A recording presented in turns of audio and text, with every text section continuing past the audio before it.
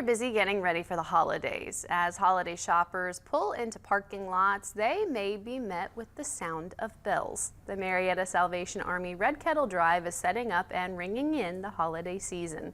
Our Jason Livia has more in Marietta. The Salvation Army of Marietta is starting up their Red Kettle fundraiser as the holiday season kicks into high gear.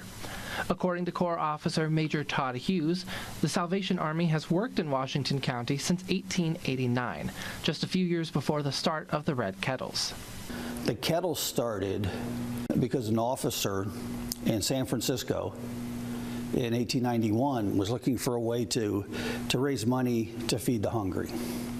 And he remembered this pot that when he was a sailor on a dock in England. I don't remember the exact name of the dock, but that was used to help provide for the needy. So he took that idea to the city authorities in San Francisco to put a crab pot up on where the Oakland Ferry came in with a tripod to collect money to feed the needy. And so he had that pot out there, and he would be out there asking, for donations and keep the pot boiling and that sort of thing. And that's really how the kettles started. That idea kind of took hold and spread throughout the whole Salvation Army. The purpose of the kettles, though, has evolved over the last century and expanded beyond just feeding the needy. It's grown to fund many of the programs the Salvation Army offers throughout the year. The kettles are our biggest fundraiser of the year. We use those funds for a lot of different things, not just at Christmas time.